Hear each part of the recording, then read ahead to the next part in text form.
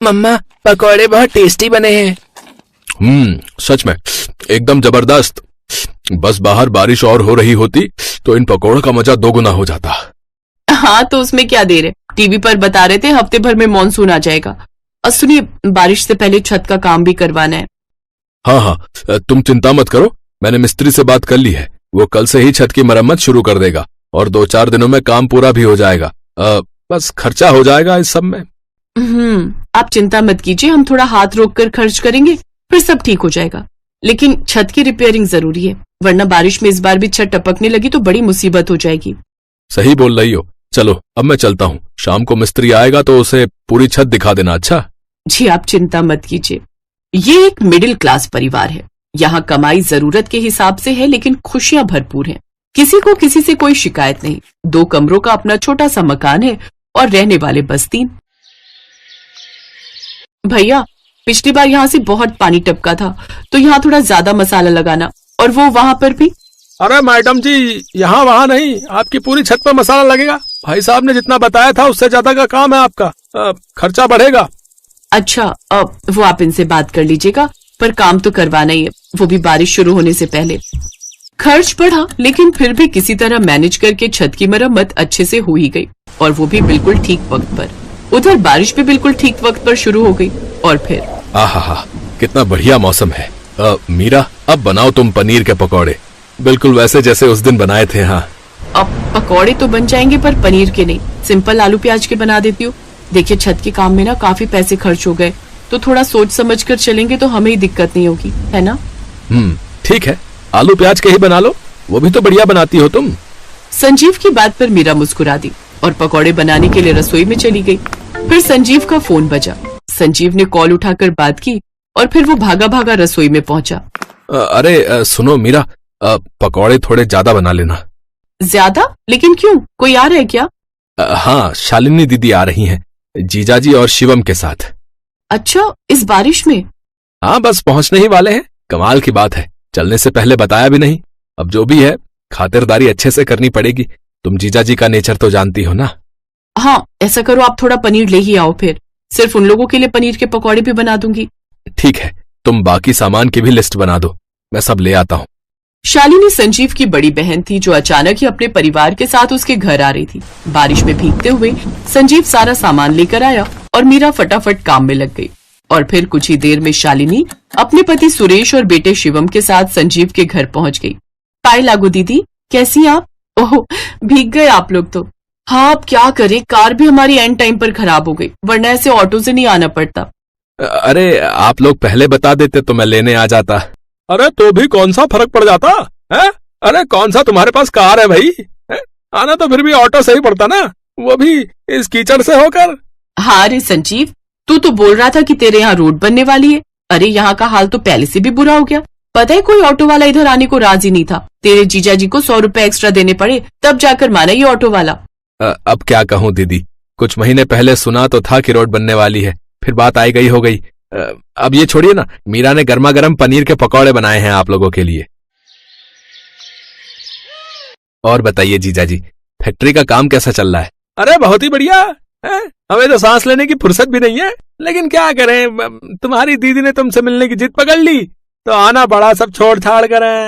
हाँ, तो इकलौता भाई है मेरा। और सुन लीजिए, साफ साफ कह देती हूँ, इस बार अच्छे से रुक कर जाना है मुझे। पिछली बार की तरह नहीं कि बस 2-4 दिन रुक कर वापसी का टिकट बुक करने लगे। हाँ, दीदी बिल्कुल ठीक कह रही हैं। वैसे भी कौन सा आप लोग रोज रोज आते हो? क्या बात है, मीरा कुछ नहीं बोल रही? हमारा आना अच्छा नहीं लगा क्या उसे? अरे नहीं दीदी, बस सोच रही थी कि डिनर में क्या बनाऊं। शालिनी और उसका परिवार यहाँ मेहमान नहीं बल्कि बिन बुलाई आफत बनकर आए थे, जिसे ना चाहते हुए भी अब संजीव और मीरा को झेलना ही था।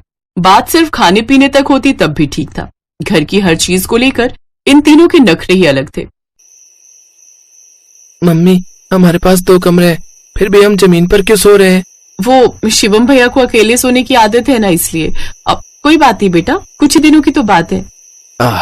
कुछ दिन की नहीं मीरा, मुझे तो इस बार दीदी का लंबा दौरा लगता है। मुझे तो टेंशन खर्चे पानी की है, छत की रिपेयरिंग में पहले ही बहुत पैसे खर्च हो गए। आप चिंता मत कीजिए जी, मेहमान भगवान समान होते हैं, उनकी आवभगत में कोई कमी नहीं होनी चाहिए। आप ऐसा कीजिए, मेरी एक सोने की अंगूठी कल जाकर गिरवी रख दीजिए, फिलहाल काम चल जाएगा उससे। फिर आगे जब संभल जाएंगे तो छुड़वा लेंगे उसे। तो नौबत यहाँ तक आ पहुंची थी। और फिर एक दिन, चुप कर, थोड़ा एडजस्ट कर ले जब तक सारा मामला सुलट नहीं जाता। हाँ, तेरी मम्मी ठीक बोल रही है। मैं तो कहता हूँ बारिश का अच्छा बहाना मिल गया तो 1-2 महीने यही रह लेते हैं। बट पापा, यहाँ बहुत दिक्कत है, रूम कितना छोटा है। अरे बस कर, वहां अपने मोहल्ले में जो कुश्ती करके आए वो कम है क्या? पड़ोसी के लड़के की सारी हड्डियां तोड़कर रख दी। वो तो अच्छा हुआ कि हम तेरे कांड के बाद फौरन यहाँ चले आए, वरना भी पुलिस स्टेशन की हवा खा रहा होता तू। इस बातचीत को सुनकर मीरा को सब समझ आ गया कि उसके नखरीले ननद नंदोई आखिर क्यों उसके यहाँ टिके हुए हैं। और फिर काफी सोचने समझने के बाद उसने इस मुसीबत का एक हल निकाला जिसमें उसका साथ देने के लिए संजीव और शानू भी तैयार थे। मम्मा सुनो, बाहर पुलिस आई है। क्या पुलिस? पर क्यों? अब पता नहीं, सभी घरों में जाकर पूछताछ कर रहे हैं। लगता है किसी को ढूंढ रहे हैं। पड़ोस वाले शर्मा जी बता रहे थे कि कुछ मार पिटाई का मामला है। अभी बस हमारे यहाँ ही आने वाले हैं वो लोग। मम्मी अब क्या करें? हमें क्या करना है? जो करना है वो पुलिस करेगी और उसके साथ करेगी जिसे वो ढूंढ रही है। तुम क्यों टेंशन ले रहे हो भांजी जी? हाँ, हमें क्यों कोई टेंशन होगी। शालिनी, आओ जल्दी से सामान पैक करो भाई। वो फैक्ट्री से फोन आया है, फैक्ट्री से।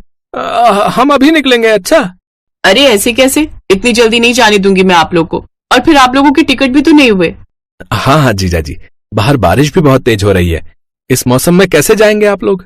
वो सब हम देख लेंगे भाई, लेकिन अभी हमें फौरन जाना होगा। अरे शालिनी, अरे जाओ भाई, मैं जल्दी से कैब बुक करता हूँ। चलो जल्दी करो।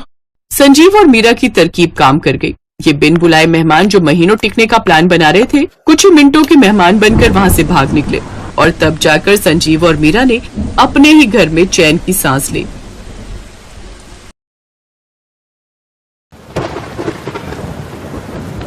शकुंतला देवी ने अभी कुछ समय पहले ही एक साथ अपने दोनों बेटों की शादी की थी। शकुंतला की बड़ी बहू आंचल गोरी और सुंदर थी, जबकि उसकी छोटी बहू काजल काले रंग की थी। आंचल अक्सर काजल को उसके काले रंग की वजह से खूब खरी खोटी सुनाती थी। ऐसे ही एक दिन, ए कल्लो, देखना तेरे जैसे बादल पूरे आसमान में मंडरा रहे। अब जा जल्दी से जा और मेरे लिए गर्मा गर्म पकौड़े तल कर ला। जेठानी जी, लेकिन बेसन नहीं है घर में। तभी शकुंतला भी वहां आ जाती है। अगर बेसन नहीं है तो जाकर बाजार से ले आ। लेकिन माँ जी, बाहर तो बारिश हो रही है। हाँ तो क्या हुआ, तू उसमें डूबकर मर थोड़ी न जाएगी। और मर भी गई तो हमें कुछ ज्यादा असर नहीं पड़ने वाला। जानती हूँ, मुझे आपसे यही उम्मीद है। इसके बाद काजल बारिश में बेसन लेने चली जाती है। रास्ते में चलते हुए उसके पास से एक ट्रक गुजरा, जिसने उसके ऊपर कीचड़ उछाल दिया। अरे देखकर नहीं चला सकते हो क्या? बेचारी काजल कीचड़ में सनी हुई घर पहुंचती है। उसे देखकर आंचल चिल्लाते हुए कहती है, आ भूत भूत। अरे जेठानी जी, मैं हूँ काजल। अरे कल्लो, ये क्या हाल बना लिया तूने? सच में आज तो तू और भी डरावनी लग रही है। काजल खड़े खड़े आंचल को घूर रही थी। तभी शकुंतला ने उससे कहा, अरे तू मेरी चांद जैसी बहू को क्यों घूर रही है? उसे अपनी काली नजर लगाएगी क्या? जा अब जाकर नहा ले, कितनी गंदी बदबू आ रही है तुझसे। बेचारी काजल अपने कमरे में नहाने चली जाती है। शाम को जब उसका पति प्रभात ऑफिस से आता है तो अपनी माँ से पूछता है, माँ काजल का है? पड़ी हुई है अपने कमरे में। जरूर आपने ही कुछ कहा होगा। हाँ, तू तो हमारे ऊपर ही शक करेगा। पता नहीं उस कल्लो ने तुझ पर क्या जादू किया हुआ है। माँ, आपकी इन्हीं सब बातों से तो मैं परेशान हूँ। खैर, आपसे मैं बाद में बात करूंगा। काजल अपने कमरे में रो रही थी, लेकिन प्रभात के आते ही उसने अपने आंसू पोंछ लिए और उन्हें छुपा लिया।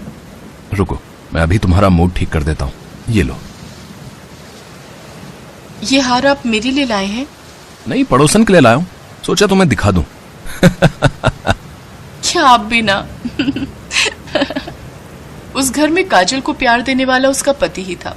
शकुंतला की बड़ी बहू गोरी चिट्टी थी, जिस वजह से शकुंतला उसे बहुत प्यार करती थी, जबकि काजल को अपने काले रंग के कारण अक्सर गालियां और ताने ही मिलते थे। ऐसे ही एक दिन, आह आह, क्या हुआ बड़ी बहू? सासू माँ, रोटियां बनाते वक्त हाथ जल गया। बहू, तू तो वैसे ही इतनी नाजुक है। आखिर किसने कहा तुझे रोटियां बनाने को? तू अभी रुक। काजल, अरे ओ काली बहू। जी माँ जी। बेशरम कहीं की, तुझे अकल है या नहीं? तेरी जेठानी रसोई में रोटियां बना रही है और तू अंदर आराम फरमा रही है। देख तो बेचारी का हाथ भी जल गया। जाकर रोटियां बना। काजल किचन में जाकर रोटियां बनाने लगती है कि तभी बाहर तेज बारिश शुरू हो जाती है। अरे मैंने तो छत पर कपड़े डाले थे, सब भीग गए होंगे। बेचारी काजल अकेले ही जाकर सारे कपड़े उठाकर लाती है, जिसमें वो खुद भी पूरी भीग जाती है। अरे ओ काली बहू, कहाँ घूम रही है? ये ले, ये मेरी साड़ी धो दे, मुझे कल पहनना है इसे। इन सब के बीच बेचारी काजल को अपने गीले कपड़े बदलने तक का भी वक्त नहीं मिला और उसको बुखार ने जकड़ लिया। अरे ओ काली बहू, ये तो तुझे अच्छा बहाना मिल गया आराम करने का। नहीं माँ जी, मुझे सचमुच बुखार है। अच्छा ठीक है, चल तू दवाई खाकर आराम कर, आज का काम आंचल बहू देख लेगी। क्या मतलब आपका आंचल बहू देख लेगी? मैंने अकेले काम करने का ठेका थोड़ी ना लिया है। ये क्या मतलब? बहू तू भी इस घर की बहू है और काजल की ही तरह तेरे ऊपर भी इस घर की सारी जिम्मेदारियां हैं। सासू माँ, मुझे ये सब बहू और जिम्मेदारियों के पाठ मत पढ़ाइए। अगर मैं बहू हूँ तो आप भी तो इस घर की मुखिया हो, तो सारी जिम्मेदारियां आपके ऊपर भी हैं। और वैसे भी मेरे पापा करोड़पति हैं, तो मुझे ये सब घर के काम काज करने की कोई जरूरत नहीं है और ना ही मेरे पास पैसों की कमी है। शादी के बाद अपनी पहली बारिश के मौसम को मैं इस तरह वेस्ट नहीं जाने दे सकती। बाहर कितना रोमांटिक मौसम है और आप चाहती हैं कि मैं चूल्हा चौका करूं? ना बाबा ना। इसलिए मैं और ये तो चले 5 स्टार होटल में डिनर करने, और हाँ, आज रात हम वहीं स्टे करेंगे, आप अपना खुद देख लीजिए। इतना कहकर आंचल वहां से चली जाती है। इसके बाद शकुंतला को ही घर के सारे काम करने पड़े। तब उसे अपनी छोटी बहू काजल की अहमियत समझ में आई। शकुंतला काजल के पास गई और उससे माफी मांगने लगी। काजल बहू, मुझे माफ कर दे। आज तक मैंने तेरे रंग को लेकर तुझे कितना भला बुरा कहा, तेरे रंग के कारण तेरी खूबियों को भी नजरअंदाज किया, लेकिन आज मुझे तेरी अहमियत समझ में आ गई और अपनी गलती का भी एहसास हो गया। मुझे माफ कर दे। इससे पहले काजल कुछ कहती तभी प्रभात बोल पड़ता है। मैं जानता था माँ, एक ना एक दिन आपको इस बात का एहसास होकर ही रहेगा। बुराई अच्छाई को ज्यादा समय तक नहीं हरा सकती। आज तो आपको सब समझ ही आ गया होगा। दोनों बहुओं का असली चेहरा आपके सामने है। अपने बेटे की बात सुनकर शकुंतला की आंखें खुल चुकी थी। अब से वो काजल को ज्यादा प्यार और सम्मान देने लगी, जिसे देख आंचल को बहुत बुरा लगता और वो कुछ दिनों बाद अपने पति के साथ अलग घर में शिफ्ट हो गई। तो वहीं प्रभात और काजल खुशी खुशी शकुंतला के साथ प्यार से रहने लगे।